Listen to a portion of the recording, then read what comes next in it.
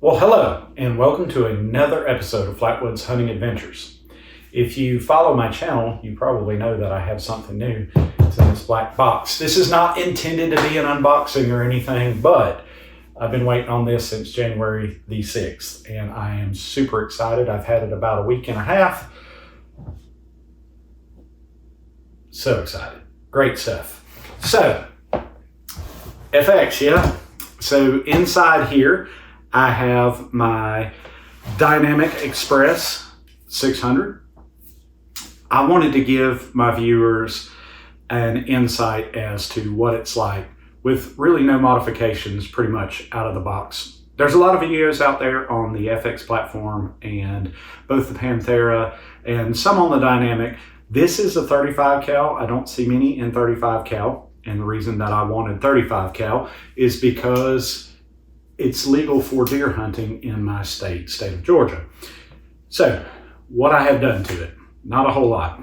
I've got some Vortex high rings on it. I do have the mount for my side cam. So hopefully if this fog will get out of here, I can show you some in-scope shots. I do have a little bubble level on it. That's not really much. I did install a Picatinny. It does come with a full length Arca Swiss, and I don't have any Arca Swiss bipods, and I felt like I did not want to spend the money because they're extremely expensive. I do have on my little Picatinny, there's M-lock in between the Arca Swiss, and so I did put this little adapter. I borrowed it off my shorty, and this is a little Picatinny M-lock. And then I've got a 5.5 to 7 UTG, which has turned out to be one of my favorite bipods. It's a 3-position adjustable. It will sling back, so the gun fits in the case. And then you also have the extensions for the legs as well. I like to keep them low if I can, particularly on the bench. I've got some new benches. There's so much going on right now. Super excited. So this is the Dynamic Express 600 millimeter and 35 cal. Again, the Vortex rings, and then I do have a Viper PST in first focal plane 4x16x50 MRAD. I like a first focal plane scope, and you'll see as accurate as this thing is why I like that. Comes in the box. You get a 10-round magazine. Show you maybe in a video on how to load it, but it does hold 10. As you've seen with the Panthera, it slides in here and then cock and ready. One thing that I haven't seen on any videos is you can decock these guns. So if you cock it and you do not want to dry fire it, you can actually make sure that it's on fire. It's got a selector switch just like a AR. Hold the handle back and ease it down, and then you can uncock the gun. So basically this is the plenum. This is where the air is stored, and there's a barrel shroud through here and then a barrel liner. It is threaded half 20 for suppressors. And I did go ahead and get a suppressor for it. It is pretty loud without the suppressor. I'm not gonna lie, I'll show that in another video. But I do have a Donnie FL that I just got. This is the Ronin, and I understand that YouTube will allow you to screw a suppressor on. Now, used to be a thing. So I do have the Donnie FL Ronin, and they make one that is a little bit less profile than the Ronin. The Tomatsu, I'm not sure, honestly, which one it is, but there is the Ronin on it. And that's really all I've done. I did coat my bullets. I am using the FX Hybrid slugs, the 68 grain. They shoot night and day knockout awesome.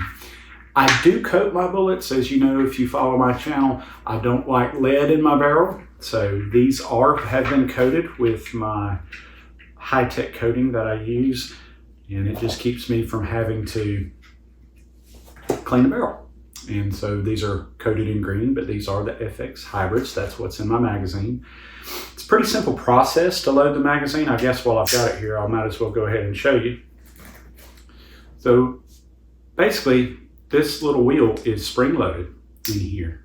And you're going to pull it all the way around to where it stops. Put your finger on it to hold it. And then put one in that first position. Once you've got one in that first position, you can let it go. And then you can load the rest of the magazine. It's a lot easier than loading the 22 magazine that I shot at competition the other weekend, let me tell you. I had to get my glasses just to see those little 18 grain butters.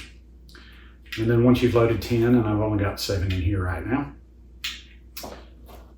top goes on. And then if you don't drop them all out, I'll still lock it for you. Usually you would do that horizontally, not vertically. But you just lock it in like that. Unlock, take the top on, find the pellets that you dropped all over the living room floor. Oh.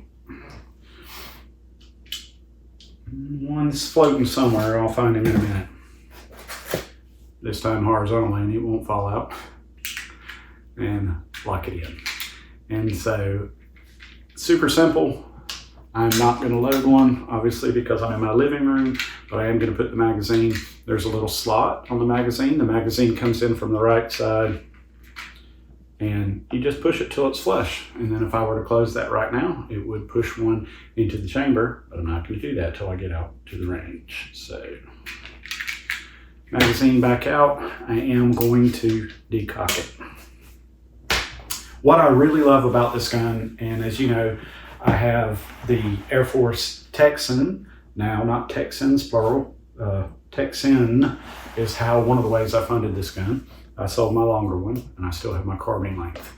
But none of my other guns are regulated guns, and this gun has a regulator in it. And the bottom gauge, which is right here, tells me my fill pressure, how much air is left in the bottle. And this gauge right here tells me where my regulator is set. And I will give you a close-up of all this, of how it's set. That is all I have done to this rifle. I have played around with the hybrids. I got them going about 948 feet per second with a 4 ES. I've tuned it for that. My hammer spring is pretty much maxed out, and I'm sitting on 135 bars of pressure. Get about 19 shots per fill, so almost 2 complete magazines, which is more than enough. And I wanted to do this video because I plan on polishing the barrel, which I have not yet. It's just like it came from the factory, minus my little tuning here. And I plan on also putting a tungsten hammer so I can utilize those higher pressures. I'm sorry, Kylo's trying to get in the door. So I'll try to utilize those higher pressures. Right now at about 140 bar, you just don't gain any more the more you set the regulator up, and it just doesn't have enough hammer. I was shooting the 135 that I make out of it, and I just could not get it to go up. So I've got a tungsten hammer, should be here Monday. And I plan on polishing this barrel right after this video, so I'll do a video on that as well. Kylo, I'll be there in a second, buddy. Give me just a second. We'll get this out to the range. I don't anticipate that my lab dart is going to work just because it's foggy, kind of misty outside. But you can watch my other video, Airguns Are for Kids, ? I'll put a link in the description below so you can see the speeds that are achieved by this gun. We're going to try it, but I make no promises, but I do have a backup for that. So if you give me just a minute, we're going to get this thing out to the range, and we're going to do some 50-yard groups and some 100-yard groups, and I'll show you just exactly how it shoots. Here we are out at the range. Don't have a lot of faith in the lab dart, but I've got it up. Got a 10-round magazine loaded, and I'm sitting on 250 bar. I just got my scope cam running, and we're going to take 5 shots. Got a new target down there that I'm designing for competition. Basically, the center is 35 caliber hole, and I haven't put in the weather, but it should be really close. So 5-shot group.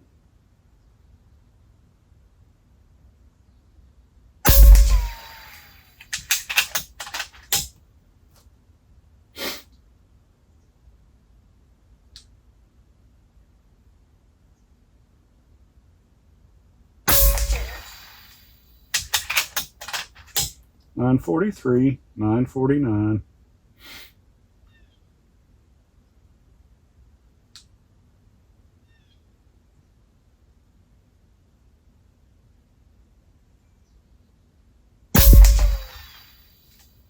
$947.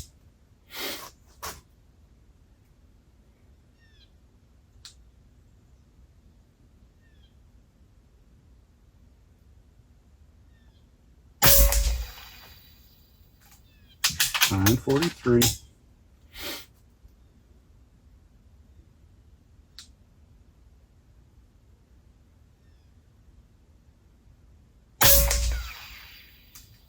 It's basically $939. May have something to do with the moisture, the humidity in the air. It's running about 10 feet per second slower than it was the other day. And that's at 50 yards. We'll zoom out so you can see. So there's the 50. And it's one ragged hole down there.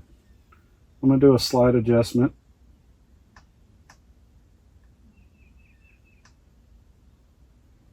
And then we're going to go on to 100. So 100, going to set my parallax.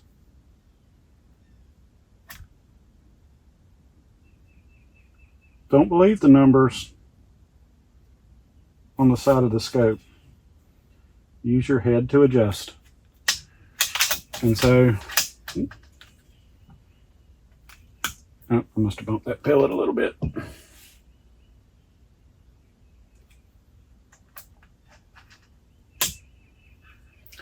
I'm going to go on and pull, even though I know it's cocked and I know the magazine's released. It's the one thing I don't like about this design. So I have 10 shots. I just put one in the tube. I'm going to lay the magazine down right there. And you just can't, I mean, you can tell if it's cocked. So here's 100. I've got to dial up 3 bill rads. So 1, 2, 3, and I dialed down 2. So I'm actually going to go 2.8. We're going to shoot for 100 yards. I'm going to shoot that middle target.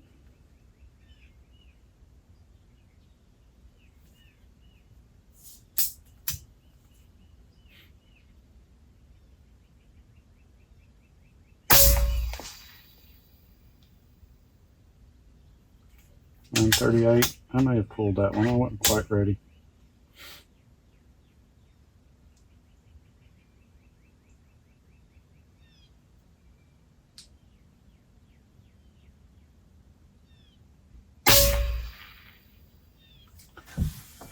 Help if I put a magazine in it, huh? It's like, that didn't sound right.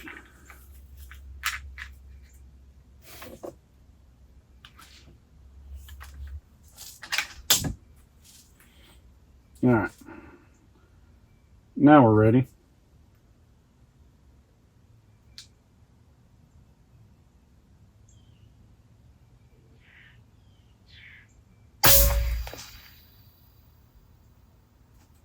$936.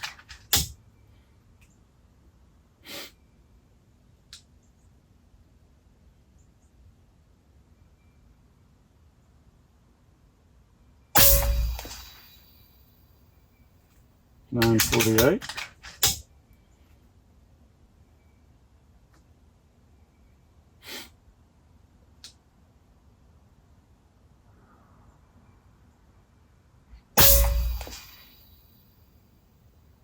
$937.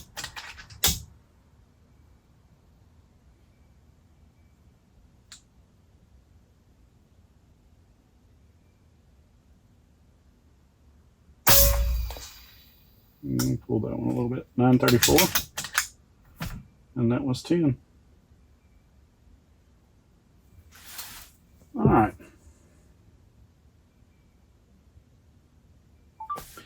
About to take the camera off that tripod and we'll go down range. Let's see what this spread was. Not as good as the other day. I wonder if it has to do with the humidity in the air. It's a lot wetter today. I don't know how accurate the Labdar is when it's misty outside, but it looks still not bad. Have a 16 ES. It's in the teens. We have a standard deviation of 5.4 over a 10-shot group. The average being 941, the highest being 949, and the lowest being 934. So I'm going to pull it off the tripod. We'll walk down to the target. Kind of botch the 100-yard group a little bit, but hey, it happens. This is supposed to be true life, what you get out of the box, and even when shooters make mistakes. So let's go down and see what happened. Kind of a yuck day, to be honest with you. Oh, let me show you what we got going on over here. You can see, got a slab poured. That's where Katie's new gym is going to be. Yeah, so if you look down right there, yeah, some concrete shooting benches. So she's going to have a 20 by 30, so her girls can twirl, and then there'll be a 10 by 30 with 6 shooting lanes coming off the back for the new berm that I still have to finish, but hey, it is what it is. I've really enjoyed the dynamic so far. It's been an absolute hoot.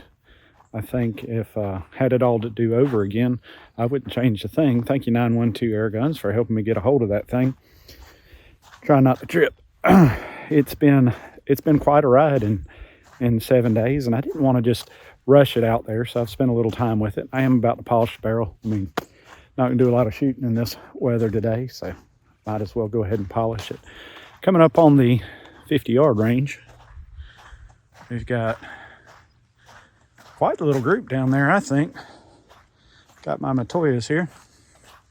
Put my glasses back on so I can see what I'm looking at.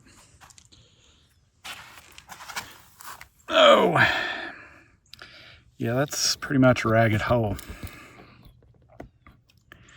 So you take 0.649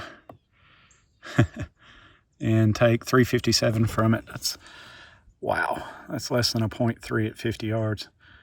Proud of that. Good stuff. Moving on to 100. And we still got some stumps to get out over here on this side. It's all going to be lavender at some point. It's going to be sunflowers over there on that side.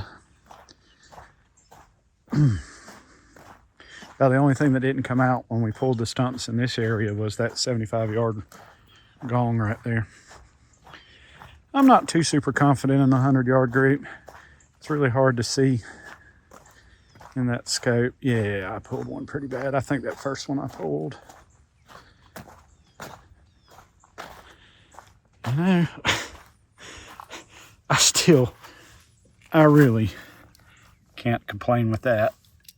So there's 2 right there, 3, 4, 5, and I told you I pulled that last one. So 1.41. If you take that flyer out of there, which was operator error, so 1.41 minus 357 is right at a minute. And then this would be about a 0.6. Yeah. Still got a little work to do. I got some new molds coming I'm going to try with it. I sure hope you've learned something today. I know that I have. I wanted to keep it real with you. Wanted to show you what the experience would be outside the box, or coming straight out of the box, basically. I will put a close-up of the settings. Again, it's 135 bar on the regulator, and I pretty much max the hammer spring. So I've really enjoyed today. If you like this video, please make sure you check out my other videos. Please make sure that you like and subscribe. We'll see you again.